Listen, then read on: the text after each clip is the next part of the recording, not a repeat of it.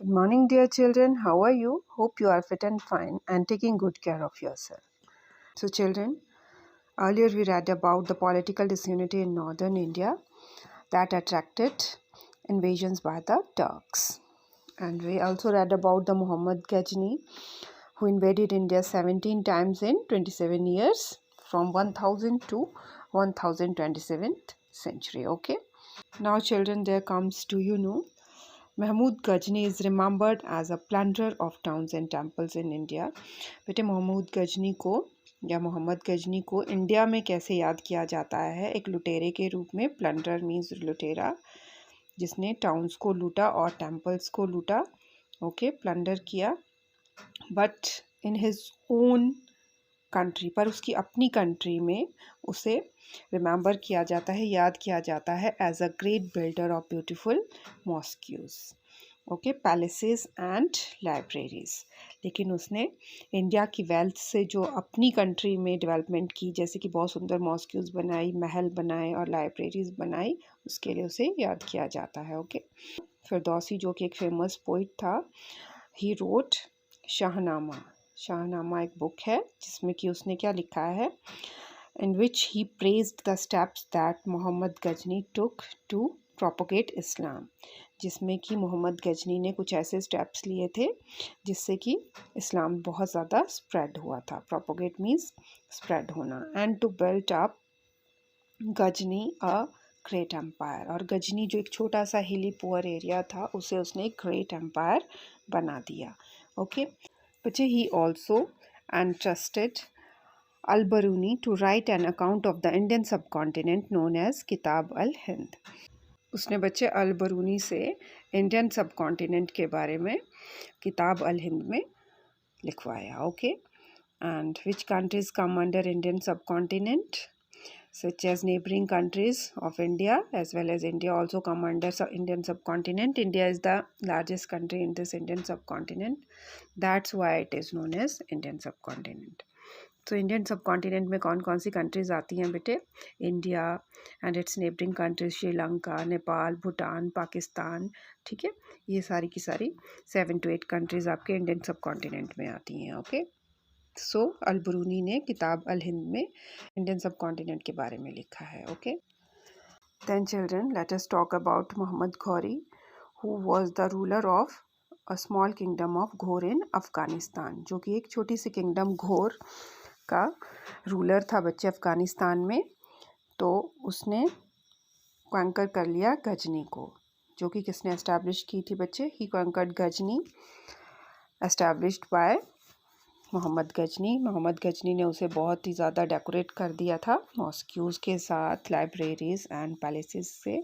He placed it under the charge of his brother. उसने गजनी को किसके अंडर दे दिया बेटे? किसके चार्ज में दे दिया? अपने ब्रदर को दे दिया। और अपना ध्यान किसकी तरफ मोड़ लिया? इंडिया की तरफ।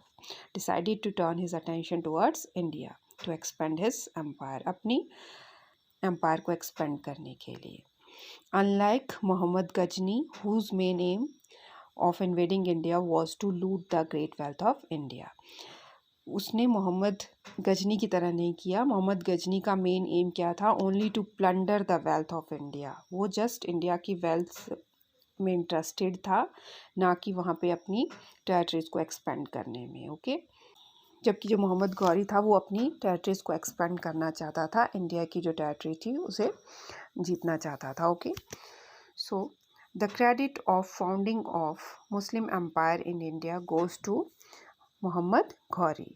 तो जो सारा क्रेडिट है बेटे मुस्लिम एम्पायर को सेटल डाउन करने में इंडिया में, वो किसको जाता है? मोहम्मद घौरी को जाता है। ही ऑक्युपाइड पेशावर, तो उसने किसको ऑक्युपाई कर लिया? Peshawar, Lahore and Sindh. Okay, you can see the pic of Mohammad Ghori over here. Okay, he was defeated in the first battle of Tarain, जो कि मैंने आपको पिछले चैप्टर में भी समझाया था पृथ्वीराज चौहान के बारे में, जो उनके बीच में लड़ाई हुई थी, फर्स्ट बैटल ऑफ तराइन हुई थी, तो उसमें वो हार गया था पृथ्वीराज चौहान से। Okay, in 1192।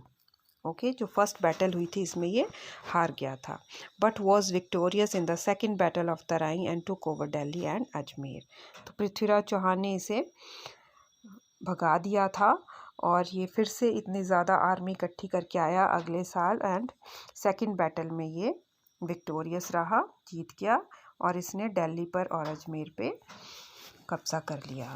Okay, he took over Delhi and Ajmer and his dream of establishing an Islamic empire would have been incomplete without conquering Kannauj.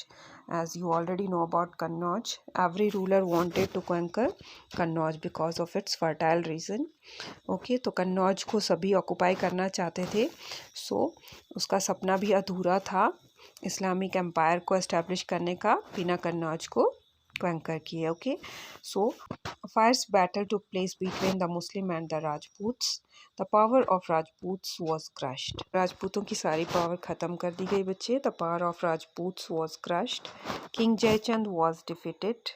King Jayachand जो था कन्नौज का वो हार गया and Mohammad Ghori occupied Kannauj and Banaras and Mohammad Ghori ने बनारस एंड कन्नौज को अपने अंडर कर लिया था. Okay, Mohammad Ghori didn't have a child of his own. उसका अपना कोई बच्चा नहीं था बच्चे. And he put his territories under the charge of his trusted slave and general Qutbuddin Aibak. उसने अपनी सारी टेरिटरीज किसके अंडर कर दी थी? अपने ट्रस्टेड स्लेव और जनरल के अंडर. वो उसका आर्मी का जनरल भी था कुतुबुद्दीन ऐबक, है ना. उसके अंडर उसने अपनी सारी टेरिटरीज कर दी थी एंड वो फिर से अपने किंगडम में चला गया अफगानिस्तान में. Okay, so the disunity among Indian rulers and the caste system were the main cause of the success of Ghori and the defeat of the Indian rulers.